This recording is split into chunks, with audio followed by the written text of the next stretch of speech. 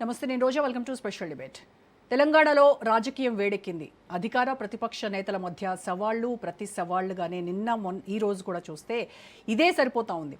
So దీంతో ప్రజలు చాలా అయోమయంలో పడ్డారు. అసలు ఏం జరిగింది? గత ప్రభుత్వంలో చేసినటువంటి అప్పెంత, ఇప్పుడు ఈ ప్రభుత్వం చేసిన అప్పెంత, ఈ లెక్కలకి వీటికి ఎక్కడా పొంతన కుదరట్లేదు. దీనికి తోడు నేతల సవాళ్లు ప్రతి సవాళ్లు. బీఆర్ఎస్ నాయకులు దమ్ముంటే నువ్వు అక్కడికి రా అని వీళ్ళు సవాళ్లు, లేదు నీకు ధైర్యం ఉంటే ఇక్కడికి రా అని కాంగ్రెస్ నేతల సవాళ్లు. దీంతో రాజకీయం అంతా రంజుగా మారినటువంటి పరిస్థితి కనబడతా ఉంది తెలంగాణలో. సో అసలు ఈ సవాళ్ల ప్రతి సవాళ్ల పర్వం దేనికి దారితీపోతుంది?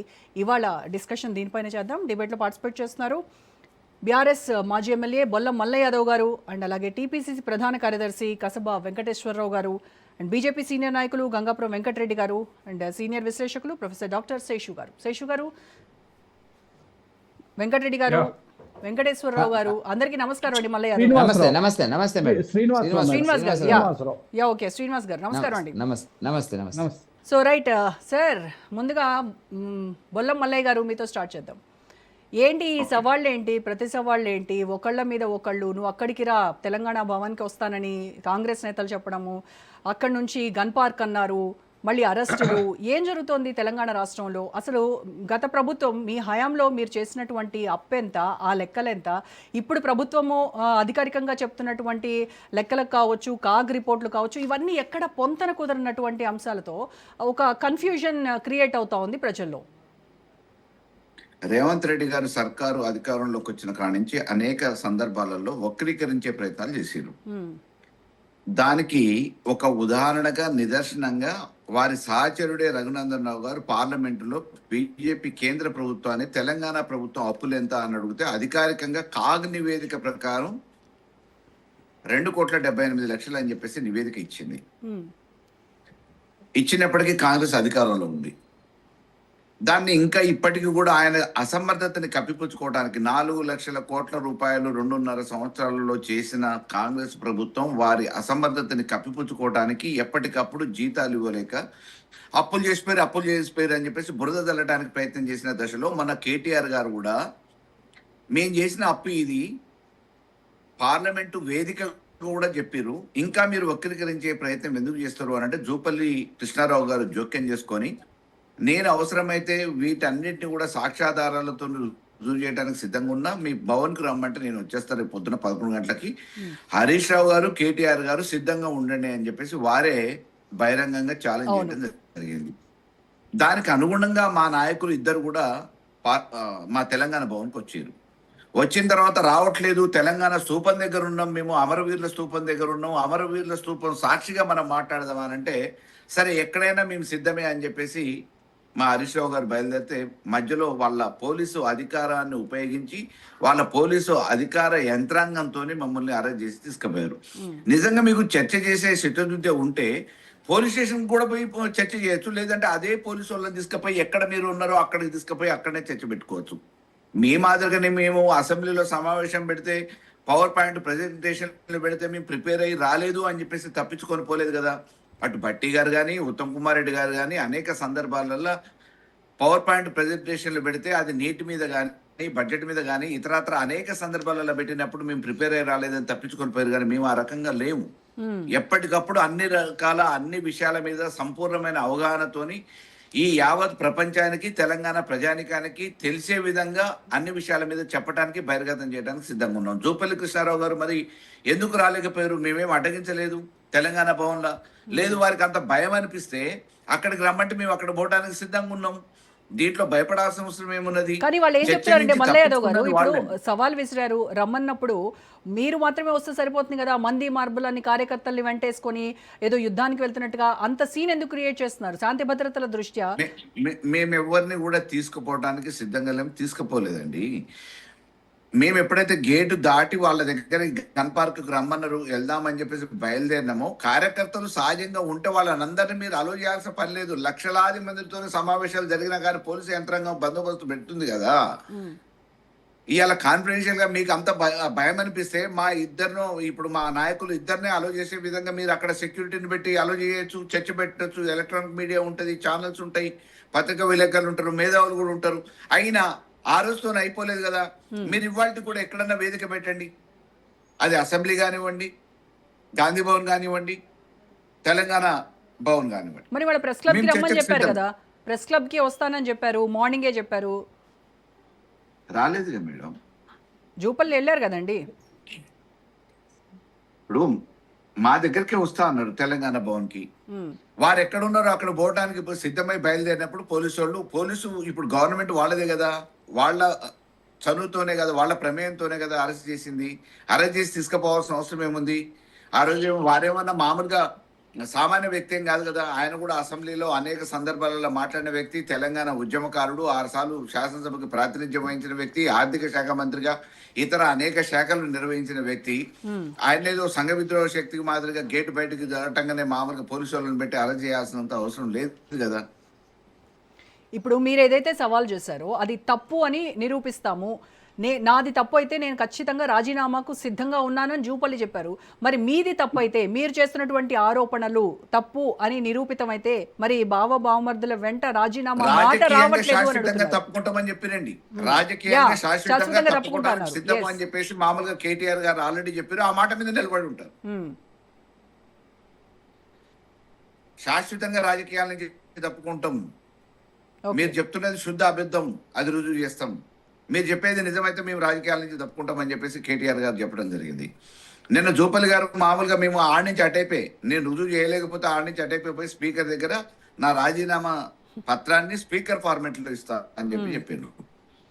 తప్పుకున్నది వారు, పారిపోయింది వాళ్ళు, తప్పించుకున్నది వాళ్ళు, వక్రీకరించేది వాళ్ళు.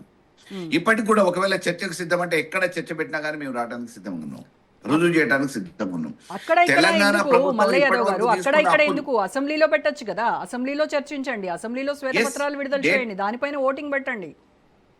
ఇప్పటి వరకు జరిగిన అసెంబ్లీ సమావేశాలలో వాళ్ళ అవసరాల కోసం బిల్లులు పాస్ చేయించడం కోసం అసెంబ్లీ సమావేశాలను సైతం కుదించి ప్రతిపక్షాల గొంతు నొక్కిరే తప్ప మేము ఎప్పుడు అసెంబ్లీ సమావేశాల నుంచి పారిపోలేదండి.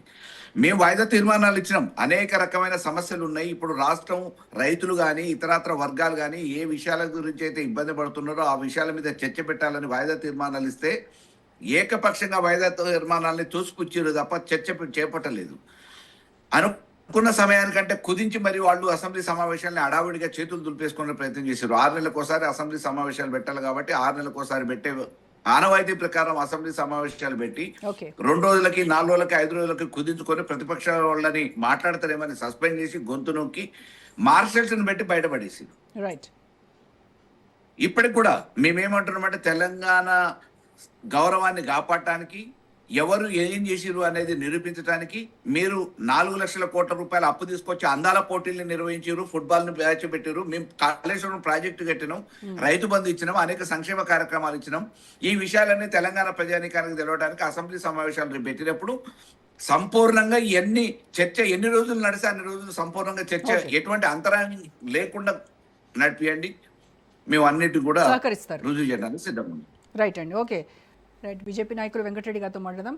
వెంకటరెడ్డి గారు, తెలంగాణలో రాజకీయాల్లో ఇప్పుడు అసెంబ్లీ కంటే కూడా ఎక్కువగా ప్రెస్ మీట్లలో, ప్రెస్ క్లబ్లలో, వాట్సాప్ల్లో లెటర్స్ పంపించుకోవడమే ఇవే జరుగుతూ ఉన్నాయి. సో అందుకేనేమో నిన్న బండి సంజయ్ ఒక మాట అన్నారు, ఇటు కాంగ్రెస్ అటు బీఆర్ఎస్ వీళ్ళ డ్రామా చూస్తుంటే నాకు బిగ్ బాస్ షో గుర్తొస్తోంది, దాన్ని తలపించేలాగా ఉన్నాయి వీళ్ళ డ్రామాలన్నీ అని అన్నారు. ఏం జరుగుతుంది? రోజా మేడం, లైవ్లో ఉన్న మిత్రులకి, రాజ్ న్యూస్ ప్రేక్షకులకి అందరికీ కూడా భారతీయ జనతా పార్టీ తరఫున నమస్తే. మీరు అన్నట్టుగా ఏంటంటే గత 2-3 రోజులుగా బీఆర్ఎస్ పార్టీ, కాంగ్రెస్ పార్టీ మధ్యన జరుగుతున్నటువంటి ఒక పగటి వేష డ్రామా ఏదైతే ఉందో రసవత్తరంగా సాగుతున్నటువంటి పరిస్థితి కనపడుతున్నటువంటిది. ఒకటి మాత్రం స్పష్టం మేడం, 9.5 ఏళ్ళు పాలించినటువంటి బీఆర్ఎస్ పార్టీ ఇవాళ కాంగ్రెస్ చేసినటువంటి అప్పుల మీద, కాంగ్రెస్ చేస్తున్నటువంటి గురుకులాలకు సంబంధించినటువంటి ఏదైతే అవినీతి అనే ఆరోపణలు చేస్తున్నారో అదొకటి. వీళ్ళు వాళ్ళ మీద, వాళ్ళు వీళ్ళ మీద. వీళ్ళు 2.5 సంవత్సరాలు 31 మాసాలు పాలించినటువంటి కాంగ్రెస్ పార్టీ చేస్తున్నటువంటి ఆరోపణలవే, 9.5 సంవత్సరాలు పాలించినటువంటి బీఆర్ఎస్ పార్టీ చేస్తున్నటువంటి ఆరోపణలు. అంటే ఒకటి స్పష్టంగా ప్రజల్లో వచ్చినటువంటి సభ్య సమాజం సిగ్గుపడేటట్టుగా వీళ్ళు చేస్తున్నటువంటి యాక్షన్ ప్రోగ్రామ్ ఏదైతే ఉందో రాజకీయ దురుద్దేశంతో, రాజకీయాలలో విలువలు లేకుండా దిగజార్చినటువంటి భాషను ఉపయోగిస్తూ ఇవాళ నాటకాలు, డ్రామాలు ఆడుతున్నారు. సినిమాలో ఉన్నట్టుగా నేను వస్తా, మా ఇంటికి రా, మా ఇంటి నట్టేటకు వస్తా, మీ ఇంట్లోకి వస్తా అనే సినిమా డైలాగుల పద్ధతి లోపల ఇవాళ మంత్రులు దిగజారి, మాజీ మంత్రులు, ఈ మంత్రులు దిగజారి చేస్తున్నటువంటి ఒక ఏదైతే ఒక కార్యక్రమం జరుగుతుందో, కార్యక్రమం అననే దాన్ని ఒక డ్రామా అయినటువంటిది ఏదైతుందో అది ప్రజలు ఆ, ఈ రెండు పార్టీలు దొంగలు దొంగలు దొంగ అనేటువంటి పద్ధతిలో మాట్లాడుతున్నటువంటిది వాళ్ళకి అర్థమైపోయినటువంటి పరిస్థితి. ఇలా కాదని కాదు, ఎందుకంటే అధికారపూర్వకంగా ఉన్నటువంటి పార్టీ ఒకటి, అధికారంలో ఉన్నటువంటి గతంలో ఉన్నటువంటి పార్టీ రెండు కూడా మాట్లాడుతున్నాయి. వాస్తవమే, రెండు పార్టీలు కూడా అవినీతి కేంద్రంగా పనిచేస్తున్నాయి అనేటువంటి చాలా స్పష్టంగా ప్రజల్లోకి వెళ్ళి దాన్ని ఇంకా రచ్చ రచ్చ చేసుకుంటే ప్రజలు ఆహా బాగా ఉంది అని అంటారా? అవును సార్ మీరు చేయలేదు ప్రజలు రేపు ఓటేస్తారా? వీళ్ళకి ఏమర్థమవుతుందో నాకు అర్థమైతలేదు. కాబట్టి ఇవల్ల మీరు ఈ ప్రచారం చేసుకున్న తర్వాత అందుకే మా బండి సంజయ్ గారు అన్నారు, మీరు ఇదంతా ఎందుకు, మేమైతే తెలంగాణలో అధికారం లేదు, మేము అవినీతి చేసేటువంటి ప్రశ్న రాదు భారతీయ జనతా పార్టీకి, మీరు రండి, మీకు మీరు ఆరోపణలు చేసుకుంటారు, మీ ఆరోపణలు ఇది, వాళ్ళు ఇంత తిన్నారు అంటే ఈ మంత్రి ఇంత తిన్నారు, ఆ మాజీ మంత్రి ఇంత తిన్నారు అంటే వీళ్ళు ఇట్లా సంపాదించారు చెప్తారు. చెప్పిన తర్వాత మిస్ అయితే మేము చెప్తాం, మేము కూడా యాడ్ చేస్తాం. కాబట్టి ఈ దిగజారినటువంటి రాజకీయాల వైపు రెండు పార్టీలు అధికారం కోసం, అవినీతి కోసం, అక్రమ పాలన కోసం చేస్తున్నటువంటి కృషిని చూస్తే ప్రజలు, మేధావులు ముక్కు మీద వేరేసుకుంటున్నటువంటి సందర్భం కనపడుతున్నటువంటి వాళ్ళకి అర్థమైతే లేదు. ఇప్పుడు గతంలో రేవంత్ రెడ్డి గారు, కిషన్ రెడ్డి గారి మీద ఏదో ఆపినారు, మెట్రో ఆపినారు అని చేసింది, అదొక పద్ధతి జరిగింది. ఆ చివరికి ఏం జరిగిందో తెలుసు మీకు. ఆఖరికి ఎవరు రోడ్డు మీదకి వచ్చినాడు, ఎవరు దాంట్లో అబద్ధాలు చెప్పినాడు అనేటువంటి రేవంత్ రెడ్డి గారు అంటే చాలా స్పష్టంగా కనపడేటువంటి. ఇది ఇట్లా కాదు కదా. ఇప్పుడు జూపల్లి కృష్ణారావు గారు నేను తెలంగాణ భవన్కి వెళ్తా అన్నాడు, వెళ్ళాల్సింది కదా. మరి ఇవాళ వచ్చినటువంటి ఒకటి రెండు పత్రికల్లో వచ్చినటువంటిది గౌరవ ముఖ్యమంత్రి గారు రేవంత్ రెడ్డి గారు అసహనం ప్రకటించినాడు కాంగ్రెస్ మంత్రుల మీద. అవును, స్పష్టంగా కనపడుతున్నటువంటిది. మరి వెళ్ళాల్సింది, వెళ్తే మీకు పోలీస్ ప్రొటెక్షన్ వెళ్ళాల్సింది. మరి వాళ్ళైనా రావాలి కదా. వాళ్ళు రావాలనుకున్నప్పుడు బీఆర్ఎస్ నాయకులు రావాలనుకుంటున్నప్పుడు పోలీస్ ప్రొటెక్షన్ ఇవ్వాలి వీళ్ళు.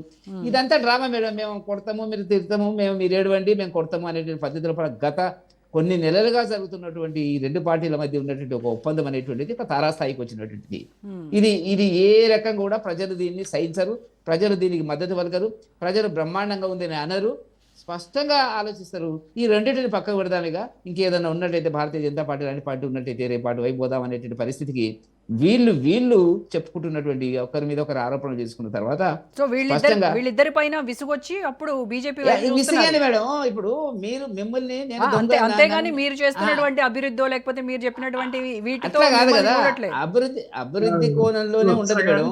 ఒక్క నిమిషం, అభివృద్ధి కోణము అనేటువంటిది మా మోదీ పాలనకు సంబంధించి దేశాల్లో రాష్ట్రాలలో వరుసబెట్టి గెలుస్తున్నటువంటి విజయ పరంపర అభివృద్ధికి ఒక తార్కాణం. అది అభివృద్ధి లేకుంటే జరగదు. అది అంశంగా వీళ్ళు మాట్లాడింది అభివృద్ధి కోణంలో మాట్లాడుతున్నారా?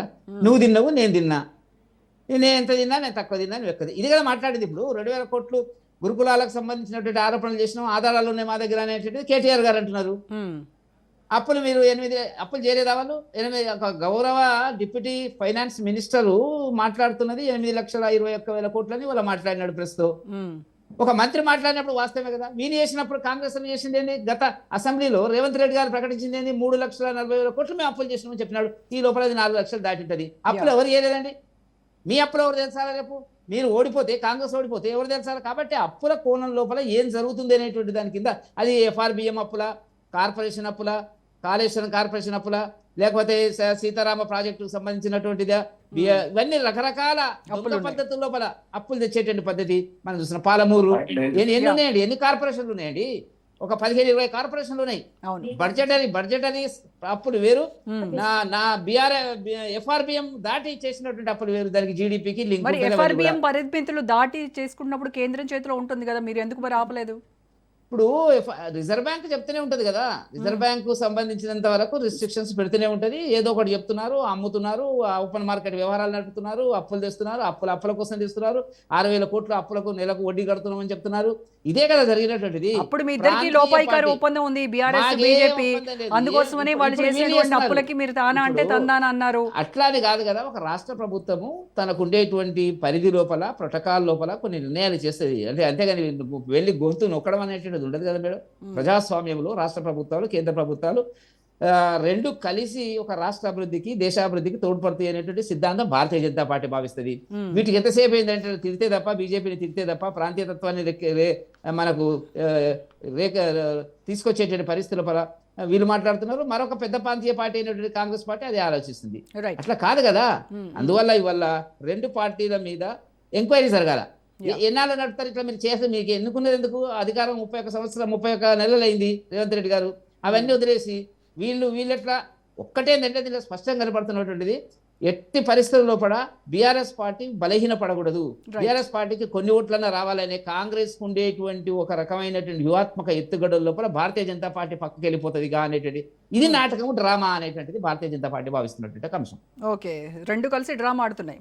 రైట్ అంతే కదా? రైట్ వెంకటరెడ్డి గారు. Yes right. కాంగ్రెస్ నాయకులు శ్రీనివాస్ గారితో మాట్లాడదాం. శ్రీనివాసరావు గారు, మొత్తానికి బీజేపీ అండ్ బీఆర్ఎస్ నాయకులు మాట్లాడింది మీరు విన్నారు. సో బీజేపీ ఏమంటుందంటే ఈ సవాళ్ళు ప్రతి సవాళ్ళ విషయంలో రెండు పార్టీలు కూడా రసవత్తరమైనటువంటి డ్రామాకు తెరలేపారు, అద్భుతంగా పండించారు నాటకాన్ని అని చెప్తా ఉన్నారు. అయితే ఏదైతే 2000 కోట్ల అవినీతి జరిగింది గురుకులాల్లో అనే దాని గురించి మాట్లాడుతూ ఉంటే, దానిపైన పోరాడుతూ ఉంటే, దాన్ని ప్రశ్నిస్తూ ఉంటే, ఆర్ఎస్ ప్రవీణ్ భార్యని ఇబ్బంది పెడుతూ ఆవిడ్ని మార్కెటింగ్ శాఖ నుంచి కోఆపరేటింగ్ హౌసింగ్ ఫెడరేషన్కి ఎట్లాంటి ప్రాధాన్యత లేనటువంటి శాఖకు ఆవిడ్ని ట్రాన్స్ఫర్ చేయడము, ఇది రాజకీయ ఎత్తుగడ కదా? దీన్ని ప్రశ్నిస్తే మీరు ఈ రకమైనటువంటి ఇబ్బందులు పెడతారా అనేసి బీఆర్ఎస్ నాయకులు అడుగుతా ఉన్నారు.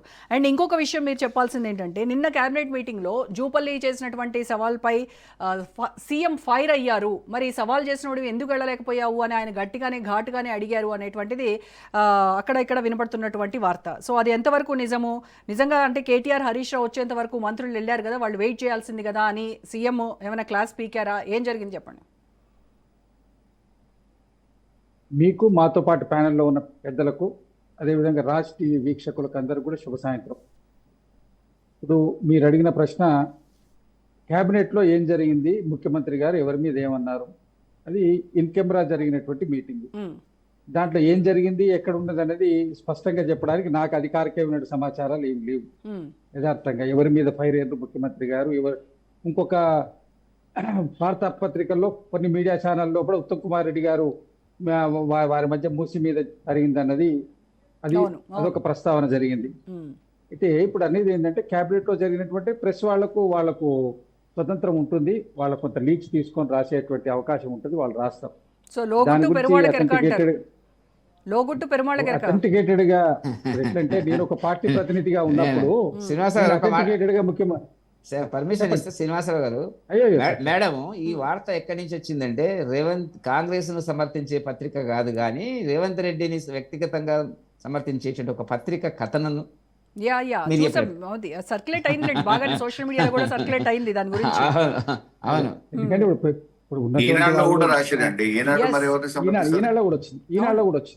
కూడా వచ్చింది వాస్తవం. అల్లయ్య యాదవ్ గారు చెప్పింది వాస్తవం, పెద్దలు వెంకరెడ్డి గారు జరిగింది కూడా వాస్తవం. అది మనం చూడలేదు, నేను వినలేదు, నేను చూడలేదు, వార్తా కథనాల ప్రకారం మాట్లాడాను. ఎందుకంటే నేను పార్టీ ప్రతినిధిగా నేను దాన్ని ఎండాస్ చేయలేను కాబట్టి. రేవంత్ రెడ్డి గారిని కాపాడాలి కదా బీజేపీ వాళ్ళు, అందుకోసం అని చెప్పేసి ఇప్పుడు రేవంత్ రెడ్డి గారిని కాపాడడానికి వెంకరెడ్డి గారు ఒక అలా తీసుకున్నారు అట్లా. ఓకే, మిమ్మల్ని ఇప్పుడు ఒకటి ఏంటంటే, ఇప్పుడు ఈ చర్చ ఇప్పుడు మీరు ఏదైతే అడిగినరో, దీంట్లో మంత్రుల మీద ఫైర్ అయ్యిండ్రా, అది అప్రస్తుతం. నేను అడిగింది 2000 కోట్ల గురుకులాలకు సంబంధించి అవినీతి ఆరోపణలు, దానికి సమాధానం చెప్పలేక ఎవరైతే పోరాడుతున్నారో, ఎవరైతే ప్రశ్నిస్తున్నారో, ఆర్ఎస్ ప్రవీణ్ భార్యని ఇప్పుడు 1 year సర్వీస్ ఉంది, అలాంటప్పుడు వాళ్ళకి ట్రాన్స్ఫర్స్ ఇవ్వకూడదు, అయినప్పటికీ కూడాను ట్రాన్స్ఫర్ చేయడం వెనకాల బలమైన కారణం ఏంటి? తర్వాత 8,21,000 కోట్ల అప్పుల్లో తప్పుడు లెక్కలు చూపిస్తూ బీఆర్ఎస్ ప్రభుత్వాన్ని బ్లేమ్ చేసేటువంటి పనిని పెట్టుకుంది కాంగ్రెస్ ప్రభుత్వం అని చెప్పేసి మీ మీద ఉన్నటువంటి ప్రధాన ఆరోపణ. అది దానిపైన మాట్లాడండి. 3 సంవత్సరాల ఇప్పుడు ఇంచుమించుగా 31 నెలల కాలం అయిపోయిన తర్వాత బీఆర్ఎస్ ప్రభుత్వం బీఆర్ఎస్ చేసిన అప్పుల మీద మేము పెద్దగా ప్రచారం చేసి దాని మీద అభాండం వేసినంత మాత్రాన ఇమీడియట్గా వచ్చేటువంటి నెట్ ప్రాఫిట్ అనేది కాంగ్రెస్ పార్టీ ప్రభుత్వానికి ఏమీ లేదు. వాళ్ళు మాట్లాడుతున్నటువంటి దానికి కౌంటర్ ఇచ్చడంలో భాగంగా వచ్చినటువంటి అంశాలు ఇవన్నీ. ఇప్పుడు మీరు అడిగినరు ఆర్ఎస్ ప్రవీణ్ కుమార్ గారి యొక్క సతీమణిని లూప్ లైన్ లో ఉన్నటువంటి దానికి వేసిండని. మరి శ్రీధర్ బాబు గారి మిసెస్ ను వారిని లూప్ లైన్ లో ఉంచిండండి, 7-8 సంవత్సరాలని లూప్ లైన్ లోనే ఉంచిండు. మరి ఆమెను అంటే దానికి ఇది చర్య అని అంటలేదు. అధికారికంగా యంత్రాంగం ఎవరిని ఎక్కడ పెట్టాలన్నది ఆ ఉన్నటువంటి అధికారంలో ఉన్నటువంటి వాళ్ళ యొక్క సౌలభ్యంగా వాళ్ళు పెట్టుకుంటారు. దాన్ని రాజకీయ కోణంతో పొడిపెట్టి రాజకీయ నాయకుడు కాబట్టి ఈ విధంగా చేస్తుందని చెప్పుకోవడం సరే, ప్రతిపక్షంలో ఉన్నారు కాబట్టి వాళ్ళు అనుకుంటారు, చెప్తారు. అంత మాత్రాన దానికి సరి అయినటువంటి సహేతుకమైనటువంటి కారణాలు ఏముండదు, ఎంత హేతుబద్ధమైనటువంటి ఆరోపణలు కావు. అది కేవలం నిరాధారాల మీద అనేక మంది ఉద్యోగస్తులను సర్వీస్లో కొంతకాలం లైమ్ లైట్లో ఉన్నటువంటి వాటిలో ఉంచుతారు, కొంతకాలము లూప్ లైన్లో ఉంచుతారు. ఎల్లవేళలా మంచి దీంట్లో ఉంచడం సాధ్యం కాదు. కానీ దాన్ని అంటే ప్రతిదీ రాజకీయం చేయడం అనేది అలవాటుగా తీసుకున్నారు. తర్వాత 2,000 కోట్ల రూపాయలు గురుకులాలకు సంబంధించిన కుంభకోణం అని చెప్పి ఆర్ఎస్ ప్రవీణ్ కుమార్ గారు ఆరోపించారు. అక్కడ జరిగిందే 1142 కోట్ల రూపాయల 1142 కోట్ల రూపాయలకు సంబంధించిన టెండర్స్. దాంట్లో 500 కోట్ల రూపాయలు గవర్నమెంట్ సంస్థలకే ఇచ్చిండ్రు, హిట్ క్యాప్ అండ్ ఇంకొకటి దీనికి సంబంధించింది. 2 గవర్నమెంట్ ఆర్గనైజేషన్స్. మిగిలిన 600 చిల్లర మాత్రమే జరిగినటువంటి ఓపెన్ టెండర్స్, అది గ్లోబల్ టెండర్స్. దాంట్లో ఏదో జరిగింది 2,000 కోట్ల రూపాయలు వాళ్ళు ఏదైతే ఆరోపణ చేసిండ్రో ఆరోపణ లోపలనే సరి అయినటువంటి ఆధారాలు లేవు. తర్వాత మంత్రులు అక్కడికి వచ్చి పోయినందుకు ముఖ్యమంత్రి గారు సీరియస్ అయినరు, అక్కడ వీళ్ళు వచ్చే లోపు వెళ్ళిపోయింది అన్నారు. వాళ్ళకి ఆల్రెడీ మంత్రులకు ప్రీ షెడ్యూల్ ప్రోగ్రామ్స్ ఉన్నాయి. పొన్నం ప్రభాకర్ గారికి కానివ్వండి, అదేవిధంగా అడ్డూరు లక్ష్మణ్ గారికి కానివ్వండి, కరీంనగర్లో ప్రోగ్రామ్స్ ఉన్నాయి. అయినా కూడా వాళ్ళు ఈ యొక్క ఇంపార్టెంట్ ఈవెంట్ ప్రభుత్వం ప్రెస్టేజ్ అని చెప్పి అక్కడికి వాళ్ళు వచ్చిర్రు, కనపారదేరు. వాళ్ళు వెళ్ళిపోయేంత వరకు ఉండి, వాళ్ళు వెళ్ళిపోయిన తర్వాత హరీష్ రావు గారు టీఆర్ఎస్ భవన్ నుంచి బయటికి వెళ్తారు. బయటికి వెళ్ళి పోలీసులు ఆపిందంటారు. ఇక మరి దీన్ని ఏ శోనాల్లో మనకు తెలియదు. తర్వాత దాని మీద ఫోన్లు చేసినాం, ఫోన్లు ఎత్తలేదంటారు. ఇప్పుడు మీరు వాళ్ళు బయలుదేరి వెళ్ళిపోయిన తర్వాత మీరు ఫోన్ చేసి నేను ఫోన్లో మాట్లాడి దాన్ని రికార్డ్ చేసి లైవ్లో పెట్టి మీడియాలో పెట్టి దీన్ని ఏదో ప్రతి అంశాన్ని రాజకీయం చేసుకోవడం కోసం, ప్రచారం కోసం, మీడియాలో ఎప్పుడు మీడియా హైప్లో ఉండడం కోసం బీఆర్ఎస్ పార్టీ ప్రయత్నం చేస్తున్నది. తర్వాత పెద్దలు వెంకటరెడ్డి గారు మాట్లాడుతూ భారతీయ జనతా పార్టీ వీళ్ళు చేస్తున్న బిగ్ బాస్ షో అని నాకు కాదండి.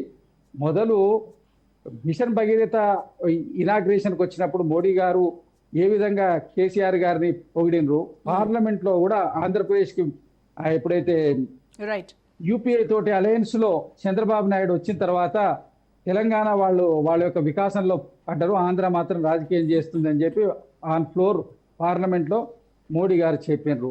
మరి అదే మోడీ గారు మొన్న ఎన్నికల్లో వచ్చిండ్రు, కాళేశ్వరం ఏటీఎం అన్నారు, మీరు వచ్చి కొడుకును ముఖ్యమంత్రి చేయమని వచ్చి అడిగిందని చెప్పిండ్రు. మీకు ఏముంది? మళ్ళీ మొన్న పార్లమెంట్ ఇమీడియట్ గా జరిగిన పార్లమెంట్ ఎన్నికల్లో 8 సీట్లలో వాళ్ళు డమ్మీ క్యాండిడేట్లను పెట్టి లాస్ట్ రోజు పోలింగ్ ఏజెంట్లను లేకుండా తీసేసిండ్రు. మరి ఎవరెవరితో అనుసంధానం ఉన్నారు, ఎవరు ఎట్లున్నారన్న సంగతి మాకు తెలియదు. మేమైతే కాంగ్రెస్ పార్టీ లైన్లోనే ఉంటది. రేవంత్ రెడ్డి గారి నేతృత్వంలో ఉన్నటువంటి కాంగ్రెస్ ప్రభుత్వం ప్రజాప్రభుత్వం 100% ప్రజల క్షేమం కోసమే చేస్తుంది. ఇంకోటి 8 లక్షల కోట్ల రూపాయల ఆ అప్పుల గురించి ఇవాళ బట్టి విక్రమార్క గారు కూడా ప్రెస్ మీట్ పెట్టి క్లియర్ గా చెప్పారు. FRBM పరిధికి లోబడి తీసుకున్న అప్పులన్నీ కార్పొరేషన్ల మీద ఇప్పుడు వెంకటరెడ్డి గారు క్లియర్ గా చెప్పారు. 15-20 కార్పొరేషన్స్ ఉన్నాయి, అనేకమైనటువంటి దాంట్లో లోన్స్ వీళ్ళు బార్గెన్ చేసిండ్రు.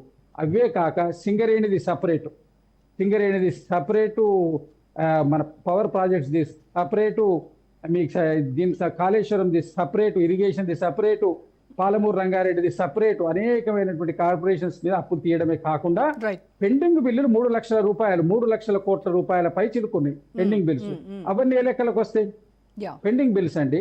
ఇవాళ ఉన్నటువంటి విద్యార్థులకు ఫీజు రియంబర్స్మెంట్ దగ్గర నుంచి మొదలు పెడితే రిటైర్డ్ ఎంప్లాయీస్ కి ఇవ్వాల్సిన బెనిఫిట్స్ 2 సంవత్సరాలు సర్వీస్ ఎన్హాన్స్ చేయబట్టి కరెక్ట్ గా కాంగ్రెస్ ప్రభుత్వం వచ్చేటప్పుడే వాళ్ళ రిటైర్మెంట్స్ వచ్చినాయి. ఇప్పుడు ఉన్నటువంటి సంక్షోభానికి అసలు కారణం అది అక్కడి నుంచి మొదలుపెట్టి ఈ మన గ్రామ పంచాయతీలో నిధుల దగ్గర నుంచి మున్సిపాలిటీ దగ్గర నుంచి బిల్లులు వాళ్ళు 2 సంవత్సరాలు పెండింగ్ పెట్టి పోతే మేము 2.5 సంవత్సరాలు క్లియర్ చేయడానికి అప్పులు చేసుకుంటూ మిత్తిలు కట్టుకుంటూ 1వ తారీఖు జీతాలు ఇచ్చుకుంటూ దీన్ని వాటిల్లో కూడా అవినీతికి పాల్పడుతున్నారు. 20% ఎంతో కమిషన్ కూడా తీసుకొని బిల్లులు రిలీజ్ చేస్తున్నారు. ఒకటండి, మేము రిటర్న్ చేస్తున్నాం, బిల్స్ ఇస్తున్నామని దాని మీద రైతు బంధు కోసం పెట్టిన పైసలు కూడా కాంట్రాక్టర్లకి కమిషన్లకి ఇచ్చారు మేడం. మరి మీరు రైతు బంధు మీరే అప్పుడే రైతు బంధు చేస్తుంటే మరి మీకే అవకాశం వచ్చేది. ఎన్నికల ముందు కదా మీరు ఎలక్షన్ కోడ్ అని చెప్పేసి వెళ్ళారు కదా మీరే. మీరు ఎలక్షన్స్ అయిన తర్వాత 7,000 కోట్లు ఎలక్షన్స్ అయిన తర్వాత బిల్లు తీసుకుందామని ఇస్తున్నారు. ఎవరు తీసిన కోతిలో వాళ్లే పడ్డారు. దానికి ఒకటి ఏంటంటే పరిస్థితి మీరు రైతు బంధు కోసం ఇప్పుడు పెట్టిన పైసలు మీరు పొంగులేటి శ్రీనివాస్ రెడ్డికి కాంట్రాక్ట్ బిల్లుల కోసం ఈ ఇచ్చినాం కదా, కమిషన్ల మళ్ళీ కోసం ఇచ్చారు. పార్లమెంట్ ఎన్నికల ముందు 7,000 కోట్ల రూపాయలు ఇచ్చినాం కదా రైతు బంధు. Yeah. ఇచ్చినాము అందరికి, అందరి అకౌంట్లలో అదే పడ్డాయి. ఎన్నికలు వచ్చినప్పుడల్లా దాని గురించి ఒక్కొక్కటి ఇప్పుడు ఇస్తా ఉన్నారులేండి. పార్లమెంట్ అందరు ఎన్నికల ముందు ఎన్నికల కోసం ఇచ్చారు, కాక- జిహెచ్ఎంసీ ఇప్పుడు వస్తుంది కాబట్టి కాదండి, మళ్ళీ ఒకటి. అన్న- Yeah. ఇప్పుడు అందరు ఎన్నికల కోసం కాకపోతే ఈ social మీరు ఒప్పుకున్నారు service కదా, కోసం చాలు, చేస్తున్నారు. ఏ ఓకే. రాజకీయ పార్టీ అదే, వచ్చినా మీరైతే భారతీయ ఒప్పుకున్నారు జనతా కదా. పార్టీ వాళ్ళు 10,000 రూపాయలు భారతీయ జనతా పార్టీ వాళ్ళు పిఆర్ ఎన్నికల్లో ఎలక్షన్స్ ముందు వేసిండ్రు. మరి దాన్ని ఏమంటారండి? ఓకే, సో ఏ పార్టీ అయినా ఎవరు దీనికి ఒకటే. అతీతం ఎవరు అంటే అతీతం ఎవరు అంటున్నా. యా, అందరూ perfectly power said. Mongers, everybody power monger, Yes, everybody power monger. ఇక్కడ కేసీఆర్ గారు ఇంతకుముందు చెప్పారు, మేమన్నా రాజకీయం చేస్తున్నామా, ఇక్కడ మేము అది చేస్తున్నాం, సన్యాసి దళిత బంధు పట్టాలు పథకం పెట్టాము, నడుపుకుంటున్నాం దేనికోసం చేస్తారంటే అవుట్ ఆఫ్ ఇట్ అందరూ ఎవ్వరు కూడా వాళ్ళు పెట్టిన ప్రతి పథకం మీద పార్టీకి లబ్ధి పొందాలని ప్రయత్నం చేస్తారు. దాంట్లో తప్పు లేదు. దానికి రాజ్యాంగానికి లోబడి చేసేటువంటి ప్రక్రియ కదా అది. అవుట్ ఆఫ్ ఇట్ దానికి ఏమన్నా అవుట్ ఆఫ్ ది కాన్స్టిట్యూషన్ చేసేటువంటిది ఏం కాదు కదా ఇది.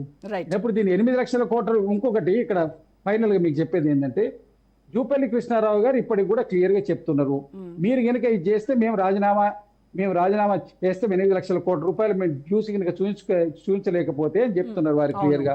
ఇప్పుడు మల్లయ్య యాదవ్ గారు క్లియర్ గా చెప్పారు, వాళ్ళిద్దరు బావమరిది గారు ఇద్దరు కూడా మేము కూడా అదే మాట దానికి కట్టుబడి లెక్కలు చూసుకోరాయండి. దానికి వచ్చిన బాధ ఏముంది? ఎవరో వాళ్ళు ఒకడు ఉంటారు రాజీనామా కదా కాదు, game లో. శాశ్వతంగా రాజకీయాలకే దూరం అవుతామని సవాల్ చేస్తున్నారు. అదేదో ఒకటి అవుద్ది, ఇప్పుడు ఏదో ఒకటి అవుద్ది కదా. ఏదో మరి ఒకటి దాని మీద తేల్చితే serious గా మాకు కూడా ఈ కన్ఫ్యూజన్ speaker ఉండదు కదా.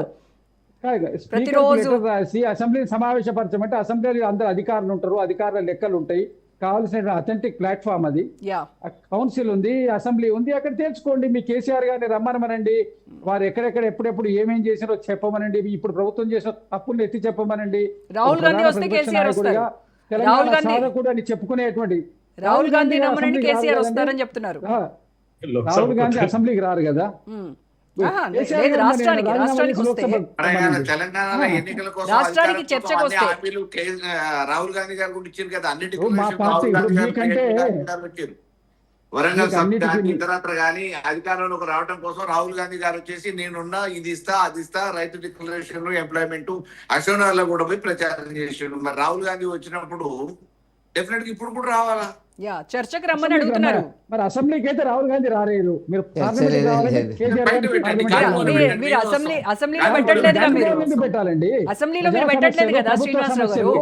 కాదు, ప్రజా సమస్యలు, ప్రభుత్వ సమస్యలు ఓపెన్ చర్చించాల్సింది ప్లాట్ఫామ్ లో అసెంబ్లీలో. మాట్లాడుకుంటే తేల్తాయండి. ఓపెన్ ప్లాట్ఫామ్ లో తేల్తాయి అవి. మీరు అక్కడ అసెంబ్లీ ఉన్నది, ప్రభుత్వం ఉన్నది, 119 మంది ఎమ్మెల్యేలను ఎన్నుకున్నారు ప్రజలు, టోటల్ రాష్ట్ర యంత్రాంగం ఉంటది, కావాల్సిన సమాచారం ఎప్పటికప్పుడు అందుతుంది. సో కేసీఆర్ వస్తే గానీ దీనిపైన చర్చ జరగదు. కేసీఆర్ గారు రాకపోతే రాజీనామా చేయమని అడగం కదా. ప్రతిపక్ష నాయకుడిగా ఆయన వారి ఎమ్మెల్యే ఉన్న ప్రతిపక్ష నాయకుడిగా వారికి తప్పుకోమనండి. రైట్, వారి ఓకే గురించి ఓకే ప్రస్తావన శ్రీనివాస్ రాదు గారు. కదా అప్పుడు. ఎస్ రైట్, సీనియర్ విశ్లేషకులు శేషు గారితో మాట్లాడదాం. శేషు గారు, తెలంగాణలో అధికార ప్రతిపక్ష నేతల మధ్య ఈ సవాళ్లు ప్రతి సవాళ్ల పర్వము నిన్న ఈ రోజు చూసాము. సో ఇదంతా దీంతో ఒక రాజకీయం అంతా హీట్ ఎక్కింది. నార్మల్గా ఈ ఎలక్షన్స్ ముందు ఇట్లాంటి హడావిడి, ఇలాంటి వాతావరణం మనం చూస్తూ ఉంటాము. ఈ 2.5 ఏళ్ళు ఉంది ఇంకా, ఇప్పుడప్పుడే ఎన్నికలు కూడా లేవు. మరి ఏంటి ఈ హడావిడి, ఏంటి ఈ సవాళ్ళు, ఏంటి దీనివల్ల రాష్ట్ర ప్రజలకు వీళ్ళంతా ఏం మెసేజ్ ఇద్దాం అనుకుంటున్నారు? అసలు వీళ్ళ సవాళ్ల వల్ల సామాన్యులకు ఒరిగేదేంటి, ఏం జరగబోతుంది అంటారు? రోజా గారు, అందరికి నమస్కారం. ఈ తెలంగాణ రాష్ట్రం ఏర్పడిన ఈ 12 సంవత్సరాల్లో ఒక స్టేక్ హోల్డర్గా నాకు కనిపించింది, నాకు అనుభవం అయింది ఏంటి అని అంటే, తెలంగాణలో గవర్నెన్సీ కంటే పాలిటిక్స్ ఎక్కువ అండి. అసలు కావాల్సింది ప్రజలకు గవర్నెన్స్ కావాలా, కానీ చేస్తున్నది పాలిటిక్స్ చేస్తున్నారు. కాబట్టి మనం గోల్స్, టార్గెట్స్ రీచ్ అవటం కష్టం అయిపోతుంది. అది మీరు అడిగినటువంటి ప్రశ్న. ఇక అంశానికి వస్తే, జూలై 2వ తారీఖు నాడు గతంలో తెలంగాణని పరిపాలించిన పార్టీ, ఇప్పుడు పరిపాలన చేస్తున్నటువంటి పార్టీ, దానికి సంబంధించినటువంటి నాయకులు అప్పుల పైన, అవినీతి పైన సవాళ్ళు ప్రతి సవాళ్ళు చేసుకున్నారు. గన్ పార్క్ని, తెలంగాణ భవన్ని వేదికగా చేసుకొని ఓ రాజకీయ రసకందాయంగా రక్తి కట్టించినటువంటి ఒక అంశం. సింపుల్ గా దాని గురించి నేను ఒక మాట చెప్పాలనుకుంటున్నాను. ఏమనుకుంటున్నానంటే, ఉత్తుత్తి సవాళ్ళు, ఉత్తర కుమార ప్రగల్భాలు. మళ్ళీసారి రిపీట్ చేస్తాను. ఉత్తుత్తి సవాళ్ళు, ఉత్తర కుమార ప్రగల్భాలు, ఇంత తప్ప ఏమీ లేదు. కానీ ప్రజలకి ఒక హక్కు ఉంది. ఏమి హక్కు ఉందంటే, ఈ రాష్ట్రం చేస్తున్నటువంటి అప్పులు ఎంత, ఈ రాష్ట్రంలో జరుగుతున్నటువంటి అవినీతి ఎంత అని తెలుసుకునేటటువంటి ఒక హక్కు ఉంది. ఎందుకు హక్కు ఉంది అని అంటున్నానంటే, ఇవాళ తెలంగాణ రాష్ట్రంలో ఒక్కొక్క వ్యక్తి పైన 2,46,000 రూపాయల అప్పు భారం ఉంది. This is called per head debt, తలసరి అప్పు అన్నట్టు. ఇది ఇంత అప్పు మా మీద వేస్తున్నారు కాబట్టి ఈ తెచ్చిన అప్పులు ఎక్కడ ఖర్చు పెడుతున్నారు, ఎందుకు తెస్తున్నారు, ఎలా యూజ్ చేస్తున్నారు అని తెలుసుకునే హక్కు ప్రజలకు ఉంటుందనేది నా అభిప్రాయం. అయితే ఇవాళ దేశంలో 234 లక్షల కోట్ల రూపాయల అప్పు భారత ప్రభుత్వం చేసింది అనే ఆరోపణలు మనం తరచూ వింటున్నాం. ముఖ్యంగా మోడీ వచ్చిన తర్వాత 150 లక్షల కోట్ల రూపాయల అప్పులు చేశారు అనేటటువంటి విమర్శ అక్కడ వింటే, రాష్ట్రాలకు వచ్చేసరికి కూడా, ముఖ్యంగా తెలుగు రాష్ట్రాలకు వచ్చేసరికి కూడా, తెలుగు రాష్ట్రాలకు సంబంధించినటువంటి ప్రభుత్వాలు విపరీతమైనటువంటి అప్పులు చేస్తున్నాయి, అప్పుల భారాన్ని ప్రజలపైన నెడుతున్నారు అనేటటువంటి ఆరోపణలు చేస్తున్నారు. ప్రస్తుత ప్రభుత్వాలు రెండు కూడా, అటు ఆంధ్రప్రదేశ్లో ఉన్న ప్రభుత్వం, ఇటు తెలంగాణలో ఉన్న ప్రభుత్వం, గత ప్రభుత్వాలను వల్లనే ఈ పరిస్థితి ఏర్పాటైంది. వాళ్ళు చేసినటువంటి అప్పులకు కిస్తీలు, వడ్డీలు కట్టడానికే మళ్ళా మేము అప్పులు చేయాల్సి వస్తుంది అనేటటువంటి ఒక ప్రొజెక్షన్ ని, ఒక పొలిటికల్ క్రిటిసిజాన్ని ప్రజల్లోకి పంపుతున్నారు. అయితే దీంట్లో ఉన్నటువంటి వాస్తవాలు ఏంటి అనేది మనం చూస్తే, తెలంగాణ రాష్ట్రానికి సంబంధించినటువంటి పర్యాటక శాఖ మంత్రి, ఎక్సైజ్ శాఖ మంత్రి జూపల్లి కృష్ణారావు గారు ఒక తీవ్రమైనటువంటి ఆరోపణ చేశారు. గత ప్రభుత్వము 8,21,000 కోట్ల రూపాయలు అప్పు చేసింది అనేటటువంటి ఒక అంశాన్ని తీసుకొచ్చారు. అయితే పార్లమెంటు, కాగ్, తర్వాత ఉన్నటువంటి ఆర్బీఐ నివేదికలకి రాజకీయ నాయకులు చెప్తున్నటువంటి ఫిగర్లకి ఎక్కడ పొంతన కుదరటం లేదు. అదే మీరు ఇందాక చర్చలో కూడా ఒక మాట అన్నారు. రఘునందన్ రావు గారు, BJP MP, Medak BJP MP, parliament లో ఒక క్వశ్చన్ వేశారు. ఆ క్వశ్చన్ ఏంటంటే, తెలంగాణ రాష్ట్రం తీసుకున్నటువంటి అప్పులు ఎంత అంటే 3,52,000 కోట్ల రూపాయలు అని చెప్పారు. అది ఎఫ్ఆర్బిఎం పరిధిలో తీసుకున్నటువంటి అప్పు. కానీ మరి ఇక్కడికి వచ్చారు 8,21,000 కోట్ల రూపాయలని గౌరవ మంత్రి వర్యులు అంటున్నారు. మరి ఏ ఫిగర్ కరెక్ట్ అనేటటువంటి సందేహాలు ప్రజలకు వస్తుంటాయి. అయితే ఇక్కడ ఎఫ్ఆర్బిఎం పరిధిలో తీసుకునే అప్పులు ఒకటైతే, స్పెషల్ పర్పస్ వెహికల్స్ క్రియేట్ చేసి తీసుకునే అప్పులు ఒకటైతే, తర్వాత కార్పొరేషన్లు తీసుకునేటటువంటి అప్పులు ఒకటైతే, గ్యారంటీల ద్వారా తీసుకునేటటువంటి అప్పులు ఒకటైతే, నాన్ గ్యారంటీల ద్వారా తీసుకునేటటువంటి అప్పులు, ఇవన్నీ ఉంటాయి. ఈ అన్నిటి సమాహారము కలిపితే వస్తుంది. అయితే కేంద్ర ప్రభుత్వం దగ్గర, అంటే ఆర్బీఐ దగ్గర కానీ, కాగ్ దగ్గర కానీ, పార్లమెంట్ లో కానీ ఉండే సమాచారం ఏంటంటే, ఎఫ్ఆర్బిఎం కు సంబంధించినటువంటి అప్పు మాత్రమే వాళ్ళ దగ్గర సమాచారం ఉంటుంది. కానీ రాష్ట్ర ప్రభుత్వాలు కార్పొరేషన్ల ద్వారా తీసుకున్నవి, గ్యారంటీలు ఇచ్చి తీసుకున్నవి, నాన్ గ్యారంటీలుగా తీసుకున్నవి, ఎస్పీవీల ద్వారా తీసుకున్నవి వాళ్ళ దగ్గర సమాచారం ఉండదు. అందుకని ఈ డిఫరెన్సెస్ ఆఫ్ ఒపీనియన్స్, ఈ డిఫరెన్సెస్ ఆఫ్ ఫిగర్స్ మనకి కనపడుతున్నాయి. అయితే వాస్తవాలు ఏంటనేది మనం చాలా సింపుల్ గా, అంటే పెద్ద పెద్ద లెక్కలు చెప్తే వ్యూవర్స్ కి అర్థం కాదు, ప్యానెల్లో ఉన్న వాళ్ళకి అర్థమవుతుంది కానీ వ్యూవర్స్ కి అర్థం కాదు. అంటే ఒక సింపుల్ లెక్క చెప్తానండి. తెలంగాణ రాష్ట్రం ఏర్పడేటప్పుడు 70,000 కోట్ల రూపాయలు అప్పు ఉన్నాయి, అంతే కదండి. మన కేసీఆర్ దిగిపోయేటప్పుడు 5 లక్షల కోట్ల రూపాయలు అప్పు అయింది. అంటే సగటున ఎంత చేసినట్టుంటే 4 లక్షల కోట్లు అప్పు చేశారు అనేది రఫ్ గా తెలుస్తుంది. ఇప్పుడు బడ్జెట్ పత్రంలోనే పెట్టారు, ఈ 8,64,000 కోట్ల రూపాయలు అప్పు ఉందన్నారు. అంటే ఇప్పుడు 8 లక్షల కోట్ల రూపాయలు అప్పు ఉందండి. అంటే కేసీఆర్ 4 లక్షల కోట్ల అప్పు చేస్తే 10 సంవత్సరాల్లో, వీళ్ళు 31 నెలల్లో 3 లక్షల కోట్ల అప్పు చేశారు. ఇది సింపుల్ ఫిగర్ అన్నట్టు. 70,000 కోట్లు, 5 లక్షల కోట్లు, 8 లక్షల కోట్లు. అంటే ఈ డిఫరెన్స్ ని మనం అర్థం చేసుకునేటట్టు ఉంటుంది. అయితే ఈ ముఖ్యమంత్రి గారు కానీ, మంత్రులు కానీ చెప్తున్నది, పదే పదే చెప్తున్నటువంటి అంశం ఏంటనేది ఒకసారి కనుక చూస్తే, తెలంగాణ రాష్ట్రంలో రేవంత్ రెడ్డి ప్రభుత్వము 2023 డిసెంబర్ 7 నాడు అధికారం చేపట్టినటువంటి ప్రభుత్వము మొట్టమొదటి సమావేశంలో, శాసనసభ సమావేశాల్లో తెలంగాణ అప్పుల పైన శ్వేతపత్రాన్ని విడుదల చేశారు. వాళ్ళు శ్వేతపత్రాన్ని విడుదల చేస్తే బీఆర్ఎస్ పార్టీ శ్వేతపత్రాన్ని విడుదల చేసింది. వాళ్ళు శ్వేతపత్రంలో ఏం చెప్పారంటే, కేసీఆర్ దిగిపోయే నాటికి రాష్ట్ర ప్రభుత్వం చేసినటువంటి అన్ని రకాల అప్పులు, ఎఫ్ఆర్బిఎం పరిధితో పాటు అన్ని రకాల అప్పులు 6,71,757 కోట్ల రూపాయలు అని చెప్పారు. 6,71,000 కోట్ల రూపాయలు. మరి ఇప్పుడు సడన్ గా ఈ ఫిగర్ ఎక్కడొచ్చింది?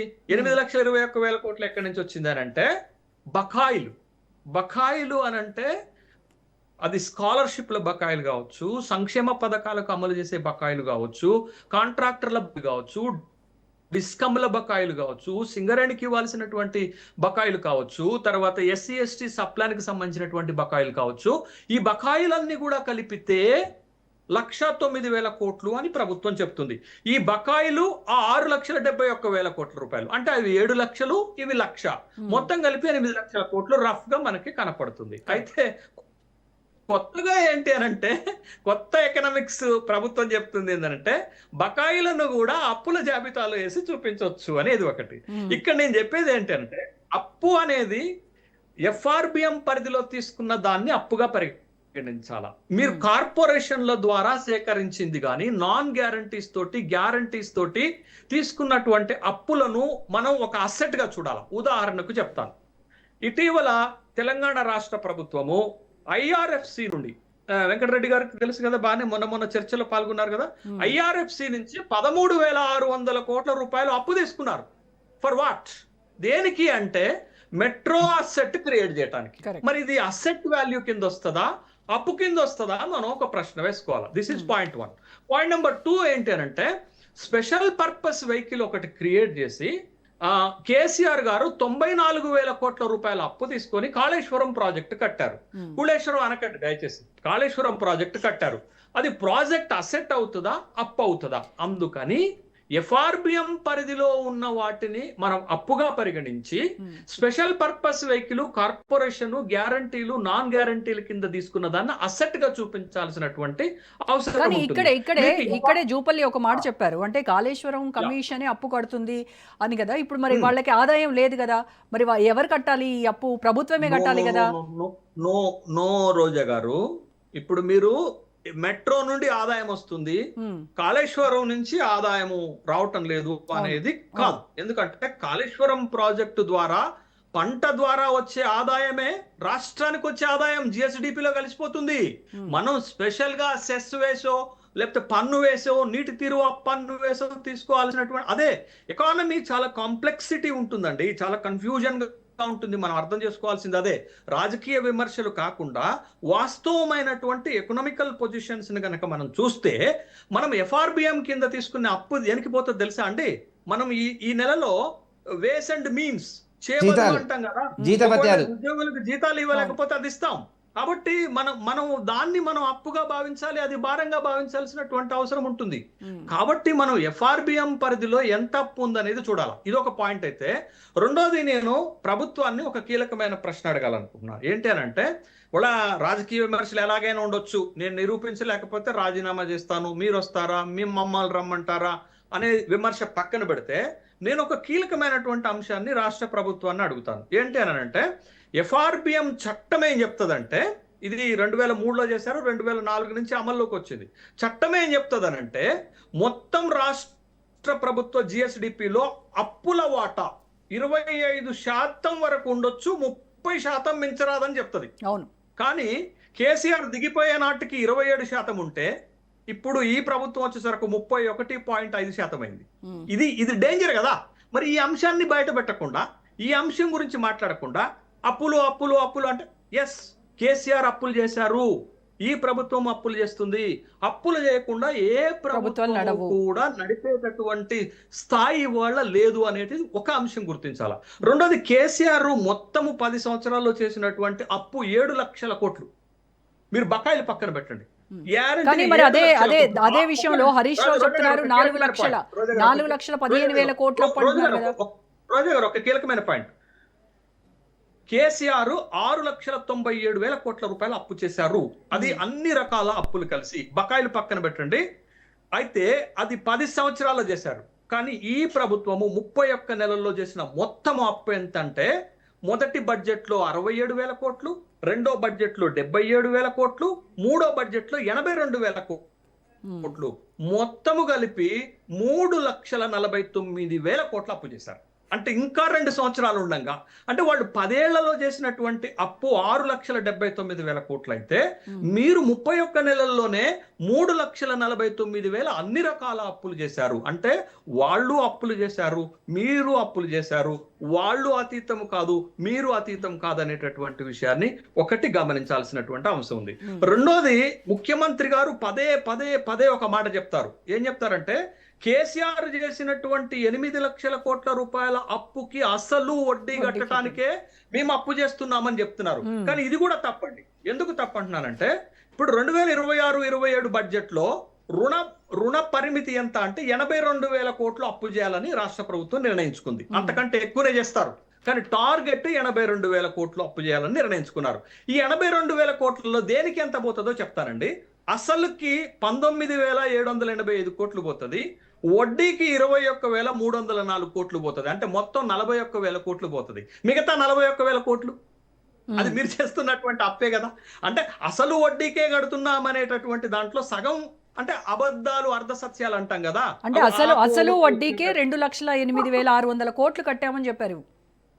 అది మొత్తంగా నేనేమంటున్నాను, ఇప్పుడు ఈ సంవత్సరం ఈ వార్షికంలో టార్గెట్ బడ్జెట్ పత్రం ఉంటుంది. ఇది రోజా గారు, వెంకటరెడ్డి గారు, లేకపోతే మల్ల యాదవ్ గారు, శ్రీనివాస్ గారు చెప్పేటటువంటి లెక్కలు కాదు. బడ్జెట్ పత్రంలో ఉన్నటువంటి అంశాలను మాత్రమే నేను మన డిబేట్ లో కోట్ చేస్తున్నటువంటి అంశాలు. కాబట్టి అది కూడా కరెక్ట్ కాదనేటటువంటి ఒక విషయాన్ని చెప్తున్నాను. రెండోది, అసలు ఇంకొక కీలకమైనటువంటి మాట, బిఆర్ఎస్ పార్టీ కూడా దీన్ని చెప్పాల్సినటువంటి అంశం ఏంటంటే, కేసీఆర్ అధికారం చేపట్టేటప్పుడు 72,000 కోట్ల అప్పు ఉంది, దిగిపోయే నాటికి 5 లక్షల కోట్ల అప్పు ఉంది. కానీ కేసీఆర్ అధికారం చేపట్టే నాటికి ఉన్నటువంటి ఆదాయము నెలకి 6,000 కోట్లు, దిగిపోయే నాటికి 18,500 కోట్లకు పెంచారు. కానీ మరి ఈ 31 నెలలో ₹1 ఆదాయం పెరగలే. ఎలా మాట్లాడాలి? శ్రీనివాస్ గారు సమాధానం చెప్పాలి. ఒక్క నిమిషం. ఆదాయం పెరగకపోతే మనకి రాష్ట్ర ప్రభుత్వానికి ప్రతి నెల వచ్చే ఆదాయం 18,500 కోట్లు అయితే ఖర్చు చేసేది 22,500 కోట్లు. మరి ఆ డెఫిసిట్ ఎట్లా అంటే, ప్రతి నెల అందిన చోటల్లా, దొరికిన చోటల్లా అప్పు తీసుకొచ్చి ఆ డెఫిసిట్ ని పూడ్చాల్సినటువంటి అవసరం ఉంటుంది. ఇది ఒకటి. రెండోది ఏంటి అంటే, రాష్ట్రం ఏర్పడేటప్పుడు 5 లక్షల కోట్ల రూపాయల జిఎస్డిపి ఉంటే ఇవాళ 17,64,000 కోట్లకు చేరింది. మరి ఇది కూడా చూడాలి కదా మనం. కాబట్టి మనం విమర్శలలో స్పష్టత ఏంటి అంటే, వాళ్ళైనా అప్పు చేశారు, వీళ్ళైనా అప్పు చేశారు. వాళ్ళు చేసినటువంటి అప్పు, వీళ్ళు చేసినటువంటి అప్పు టోటల్ గా రాష్ట్ర ప్రభుత్వం ప్రజలపైనే భారంగా ఉంటుంది. ఇంకెక్కువ వీళ్ళు అప్పు చేస్తున్నారు వాళ్ళకంటే కూడా. ఆ విషయాన్ని మనం గమనించాల్సినటువంటి అవసరం ఉంది. వాళ్ళు ప్రతి సవాళ్ళు అంటారా, అది రాజకీయంగా ఉంటాయి. అది it is understood. Yes Srinivas garu చెప్పండి, మాట్లాడాలి. మీ పైన ఇన్ని మొత్తం లెక్క చూపించారు. శేషు గారు ఒక బొమ్మ చూపించారు. ఇప్పుడు పండ్లున్న చెట్టుకే రాళ్ళు వేస్తారండి. అధికారంలో ఉన్న వాళ్ళను ఎవరైనా అంటారు. దాంట్లో పెద్ద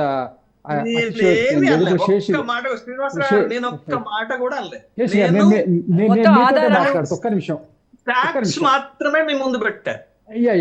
మీరు నేనేమి విమర్శించిందని అంటలేను, నేను దాన్ని విమర్శగా కూడా తీసుకుంటలేను. నేను కొన్ని క్లారిటీలే మీ దగ్గర నుంచి తీసుకోదలుచుకున్నాను.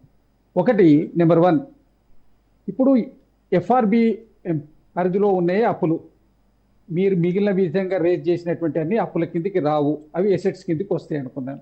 దాన్ని రీపేమెంట్ అయితే స్టేట్ గవర్నమెంటే చేయాలి కదా. స్టేట్ గవర్నమెంట్ వచ్చేటువంటి ఆదాయం నుంచి చేయాలి కదా. మరి గవర్నమెంట్ దీన్ని ఏ లెక్కలో తీసుకోవాలి అంటే, అక్కడ ఎసెట్స్ ఉన్నాయి కాబట్టి పేమెంట్ ఇవ్వమంటే కుదురుతుందా? మీరు కట్టేటప్పుడు ఈఎంఐ కడుతున్నామా లేకపోతే మనం దానికి ఇంట్రెస్ట్ కడుతున్నామా అనేది పక్కన పెడితే, దీన్ని అయితే రీపేమెంట్ అయితే ఉన్నదే కదా. మీరు చెప్పినటువంటి లెక్కల్లోనే 22,000 కోట్ల రూపాయలు మనం అవుట్ గోయింగ్ ఉంది, ఇన్కమింగ్ వచ్చేది 18,000 కోట్ల రూపాయల 500 ఇది ఉన్నది. మీరు ఇంకొక మాట కూడా అన్నారు, ఈ స్టేట్ గవర్నమెంట్ వచ్చిన తర్వాత ఏది పెరగలేదని. ఎస్, పెరగలేదు. కారణాలు ఏమిటి? కారణాలు పూర్తిగా దెబ్బతిన్నటువంటి ఆర్థిక విధానం. ఐటీ రంగం కూడా దెబ్బతిని ఉంది, ఎక్స్పోర్ట్స్ అన్ని దెబ్బతిన్నాయి. ఐటీ కూడా ప్రభావం వల్ల చాలా ఇబ్బందిలో ఉంది. దాంట్లో వచ్చేటువంటి రిటర్న్స్ కూడా తగ్గినాయి. రియల్ ఎస్టేటు సరే, రియల్ ఎస్టేట్ సంగతి అందరికీ తెలిసిందే, అది దెబ్బతిన్నది. ఈ అనేకమైనటువంటి కారణాల వల్ల ఆదాయం పెరగలేదు. ఆదాయం అయితే అక్కడికి మెయింటైన్ అవుతుంది కదా, మెయింటైన్ కాకుండా లేదు. ఇంకొక విషయం మీరు చెప్పినారు, టిఆర్ఎస్ ప్రభుత్వంలో వారు ఉన్నటువంటి ఆదాయం 5,000 కోట్లు అయితే 17,000-18,000 కోట్ల రూపాయలకు పెరిగింది అని. అప్పుడు ఆదాయము ఏ విధంగా పెరిగింది? వాళ్ళు విపరీతంగా ఎక్సైజ్ రాష్ట్ర వ్యాప్తంగా ఉన్నటువంటి అందరినీ కూడా మత్తులో ముంచేసేటువంటి ప్రయత్నం చేసిండ్రు. దానికి అనుగుణంగా ప్రజలు స్పందించిండ్రు, విపరీతంగా పెరిగింది. సరే, దానికి అనుగుణంగా సరే అప్పుడు రియల్ ఎస్టేట్ కాస్త సాగి ఉండడం, అటు ఇటు డబ్బులు కూడా అందరి దగ్గర ఆడినాయి, ఎక్సైజ్ సుంకాలు రావడం చేయడం పెరిగింది. అనేకమైనటువంటి మార్గాల్లో కూడా ఇచ్చిన తర్వాత ఎప్పుడన్నా first time government first term కాక సెకండ్ టర్మ్ 3 సంవత్సరాలు 4 సంవత్సరాలు 1వ తారీఖు జీతం ఇచ్చిండ్రా, 15వ తారీఖు 20వ తారీఖు ఈఎంఐస్ అడ్జస్ట్ చేసుకునేటువంటి పొజిషన్స్కి ఎంప్లాయీస్కి ఎందుకు పోయింది? రిక్రూట్మెంట్స్ ఎంతవరకు జరిగినాయి, ఎంతవరకు ఆపినరు? ఇప్పుడు పెరిగినటువంటి దాంట్లో 50-60 వేల ఉద్యోగాల వరకు కూడా మన రిక్రూట్మెంట్ అయింది. మరి ఇవన్నిటి కూడా దీని ఎఫెక్ట్ ఉంటుంది కదా ఇప్పుడు గవర్నమెంట్ మీద. మీరు పెరిగినటువంటి ఆదాయం అక్కడ చెప్తున్నారు, జరిగినటువంటి ఇది చెప్తున్నారు. ఇక్కడ జరిగినటువంటి రిక్రూట్మెంట్స్ 21,000 కోట్ల రూపాయల రుణమాఫీ ఇచ్చింది ప్రభుత్వం రైతులకు. 1 లక్ష రూపాయల రుణమాఫీ 4 సంవత్సరాలు ఇచ్చిండ్రు first term. Second term outer ring రోడ్ను తర్వాత ఎక్సైజ్ ట్యాక్సెస్ను అడ్వాన్స్ 1 ఇయర్ కలెక్ట్ చేసుకొని సెకండ్ టైం రుణమాఫీ 1 లక్ష రూపాయలు ఇచ్చిండ్రు. సో ఇప్పుడు ఓవరాల్ గా కాంగ్రెస్ గవర్నమెంట్ ఏం చెప్తుంది శ్రీనివాస్ గారు? కాంగ్రెస్ గవర్నమెంట్ ఆదాయం పెరగట్లేదని చెప్తున్నారు. ఆదాయం ఒకటండి, ఆదాయం పెరగకపోవడానికి కారణాలు కూడా చెప్తాం మీకు. వీళ్ళు ఎంతసేపటి నుంచి అధికారంలో వచ్చిన దగ్గర నుంచి ఈ ప్రభుత్వం ఉండదని కొన్ని రోజులు దీన్ని రోజు బదనాం చేయడమేనా? మేము 5 సంవత్సరాలు మొదటి టర్మ్ మీకు వచ్చినప్పుడు జానారెడ్డి గారు ప్రతిపక్ష నాయకుడు ఉంటే మీరు చేసే ప్రతి కార్యక్రమానికి సలహాలు ఇచ్చుకుంటూ సూచనలు ఇచ్చుకుంటూ ఒక నిర్మాణాత్మక ప్రతిపక్షంగా వ్యవహరించారు. మీరు వచ్చిన తెల్లారి నుంచి 2వ రోజు నుంచి ఎట్లా 50 లక్షల సంఖ్య తీసుకపోయి ప్రభుత్వాన్ని కూలగొట్టడానికి ఇప్పుడున్న రేవంత్ రెడ్డి గారిని ప్రయత్నం చేశారు. కాశీరాన్న మరి ఎంత అబద్ధం ఆడితే ఎట్లా? ఇప్పుడు ప్రభుత్వాన్ని రేవంత్ రెడ్డి గారు మా పార్టీ కదా ఇదే రేవంత్ రెడ్డి గారు 50 లక్షల డబ్బుతో పట్టుబడ్డది. ఇప్పుడు ఆయన రేవంత్ రెడ్డి గారు అప్పుడు మా పార్టీలో లేరు. అప్పుడు వారు ఉన్నటువంటిది తెలుగుదేశం పార్టీ. అప్పుడు ఏ పార్టీ అయినా ఏ పార్టీ అయినా ఇప్పుడు కూడా వారి నాయకత్వంలోనే వాళ్ళ సలహాలు విచ్ఛిన్నం చేయడానికి మామూలుగా ఎవరు విచ్ఛిన్నం చేయలేదు అని అంటే ఎట్లా? ఇంకా రేవంత్ రెడ్డి గారిని ఎవరు విచ్ఛిన్నం చేసే ప్రయత్నం చేయలేదు, విధ్వంసం చేసే ప్రయత్నం చేస్తున్నాడు. శ్రీనివాస్ గారు ఒకటే చెప్పండి ఫైనల్ గా. ఇప్పుడు 30 నెలలు దాటింది మీరు అధికారంలోకి వచ్చి, ఇంకా పాత అప్పులు పాత బకాయిలు అని చెప్పి పాత ప్రభుత్వాన్ని బ్లేమ్ చేస్తూ, అంటే ఆదాయం సృష్టించలేకపోతున్నా, ఆదాయం పెరగట్లేదని చెప్తున్నారు. ఈ అప్పులు గత ప్రభుత్వం చేసినటువంటి అప్పులకి వడ్డీలు కట్టడానికి మళ్ళీ మేము అప్పులు చేస్తున్నామని చెప్తున్నారు. సో ఇదమిద్దంగా మీరు ఏం చెప్తున్నారంటే ప్రజలకి ఖజానా పైన భారం పడుతుంది, ఖజానా ఖాళీ ఉంది, మేము మీకు ఇచ్చినటువంటి హామీలు అమలు చేయలేము. ఇది ఎంత పాపం బీఆర్ఎస్ ఒకటి బీఆర్ఎస్ ని పాపం వేయాలను వాళ్ళ మీద జరిగినటువంటి యథార్థాన్ని చెప్పడం ఒక విషయం, మీరు అభివృద్ధి జరుగుతలే అనేది పొరపాటు. ఇప్పుడు అనేకమైనటువంటి ఇండస్ట్రీస్ హైదరాబాద్కు తెలంగాణకు వస్తున్నాయి, అవన్నీ గ్రౌండింగ్ అవుతున్నాయి. అనేకమైనటువంటి లక్షల కోట్ల రూపాయల పెట్టుబడులు రాష్ట్రానికి వస్తున్నాయి, అవన్నీ గ్రౌండింగ్ అవుతున్నాయి. అవి గ్రౌండింగ్ అయ్యి మీకు దాని యొక్క రిజల్ట్స్ వచ్చే వరకు ఒక 2-3 ఇయర్స్ పడుతుంది. మీరు రాకముందు ఇమీడియట్గా డెవలప్మెంట్ కొంత ఇక్కడ ఒక గ్యాప్ వచ్చింది. సడన్ గా పెరిగినటువంటి హైక్, విపరీతంగా పెంచినటువంటి రియల్ ఎస్టేట్ ధరలు హైక్ వల్ల కొంత గ్యాప్ వచ్చింది అంతే తప్ప దీంట్లో ఇప్పుడు బ్రహ్మాండంగా లక్షల కోట్ల రూపాయల ఇన్వెస్ట్మెంట్స్ రాష్ట్రానికి వస్తున్నాయి. సౌత్ ఇండియా లోపల కాదు, ఇండియా లోపలనే ఒక అత్యంత గొప్ప సిటీగా హైదరాబాద్ తెలంగాణ రాష్ట్రం జరగబోయేటువంటి ఆస్కారం ఉంది. దానికి కావాల్సిన గ్రౌండ్ వర్క్ మొత్తం జరుగుతున్నది. సో ఇందాక శేషు గారు చెప్పినట్టుగా అప్పుల విషయంలో మా నెత్తి మీద ఎంత అప్పు ఉందో తెలుసుకోవాలని ప్రతి ఒక్కళ్ళకి సామాన్యుడికి ఉంటుంది. సో ఆ విషయం త్వరగా తేల్చండి. అది అసెంబ్లీలో చర్చిస్తారో లేకపోతే మరి తెలంగాణ భవనో మళ్ళీ గన్ పార్కో మీ ఇష్టం, అది ఎక్కడైనా చర్చించండి, కానీ మాకు మాత్రం లెక్క తేల్చండి. మా నెత్తి మీద ఎంత అప్పు ఉందో తేల్చండి. శేషు గారిని ఒక విషయం అడగాలి. ఇప్పుడు 8 లక్షల కోట్ల రూపాయలు మనది. ఇప్పుడు మా ప్రభుత్వమో వాళ్ళ ప్రభుత్వమో ఎవరి ప్రభుత్వం, తెలంగాణ రాష్ట్ర ప్రజల మీద అప్పు 8 లక్షల కోట్ల రూపాయలు ఉన్నదా లేదా? వాళ్ళ భారం అయితే 8 లక్షల కోట్ల రూపాయలు ఉన్నది కదా, దాని 3 లక్షల కోట్ల ఈ అంకెల ఎందుకండి? బడ్జెట్ లోనే 8,64,వేల కోట్ల రూపాయల అప్పు ఈ రాష్ట్రానికి ఉంది. ఎఫ్ఆర్బిఎం కింద ఎంత ఉంది, తర్వాత గ్యారంటీల కింద అదర్ డెట్స్ ఎంత ఉన్నాయి అనేది పెట్టారు. దాంట్లో డిస్ప్యూట్ ఏమి లేదు. Confusion ఏం లేదు, ఏం లేదు కదా. Okay. డిస్ప్యూట్ ఎక్కడ వస్తుందంటే 8 లక్షల కోట్ల రూపాయల అప్పు బీఆర్ఎస్ఏ చేసింది అని అంటున్నారు. అక్కడ డిస్ప్యూట్ వస్తుంది. మీరు వాస్తవాలు చెప్తే ఎవ్వరు ఏమీ ప్రశ్నించరు, లేకపోతే నాకు కూడా హక్కు ఉండదు మిమ్మల్ని పాయింట్అవుట్ చేసేటటువంటి హక్కు. రెండోది ఏంటి అని అంటే, ప్రభుత్వం అనేది ఒక కంటిన్యూస్ ప్రాసెస్. బకాయిలను అప్పుగా చూపించలేము. ఇప్పుడు సింగరేణికి మీరు పడ్డ బకాయి 55,000 కోట్ల రూపాయలు, డిస్కమ్లకు ఉన్న బకాయి 48,000 కోట్ల రూపాయలు. చెల్లిస్తారా రేపొద్దున? RTC చెప్పండి. RTC చెల్లించరు కదా. ఒక్కటే కాదు, ఒక్కొక్క రేపొద్దున టర్మ్ అయిపోయింది అనుకుందాం, రేవంత్ రెడ్డి గారి టర్మ్ అయిపోయింది అనుకుందాం. ఆ నెక్స్ట్ గవర్నమెంట్ మల్లయ్య యాదవ్ అన్న సీఎం Right. అనుకుందాం. మల్లయ్య యాదవ్ అన్న నేను కట్టను, ఆ 48,000 కోట్లు 55,000 కోట్లు వాళ్లే కట్టాల్సింది, వాళ్ళు బకాయి పెట్టారంటే కుదురుతుందా? అది కంటిన్యూస్ ప్రాసెస్. కాబట్టి దాన్ని మనం లయబిలిటీ కింద పెట్టేసి రైట్ దాన్ని లయబిలిటీ కింద పెట్టేసి మనం Right అండి, okay. లయబిలిటీ కాదు, లెక్క ఏదైనా అది అప్ప ఆదాయమా? ఒక్క మాటలో మీరు నాకు మీరు ఎకనమిస్ట్ గా చెప్పకండి. As a laymen I'm asking you, ఇది డెబిట్ ప్రభుత్వం రైట్ అండి, ఓకే. త్వరగా ఏదైనా సరే వాదన తప్పేముంది ఇట్లా? సరే, మొత్తం నేను ఇందాక చెప్పినట్టుగా తప్పేమున్నది దీంట్లో? శేషు గారు చర్చకు అక్కడ ఉన్నది యథార్థమే. శేషు గారు, మనం అపీల్ చేయాల్సింది ఏంటంటే, సరే వాళ్ళు ఏం సవాల్ చేసుకున్నా మనకి ఏం ఫరక్ పడదు. కాకపోతే మనకు ఉన్నది ఏంటంటే, మన నెత్తి మీద ఎంత అప్పు ఉందనేది తెలుసుకోవాలని ప్రతి ఒక్కళ్ళకి కూడా ఉంది. సో అదేదో త్వరగా తేల్చండి అని అడుగుతున్నాము. యా, అది హక్కు. ఎస్, తెలుసుకోవాలని. Yes, thank you so much Srinivasarao garu, Bollam Mallayya గారు, వెంకటరెడ్డి గారు, శేషు గారు. థ్యాంక్ యూ అండి. రైట్, ఇది వాళ్ళ special debate. Stay tune to Raj news.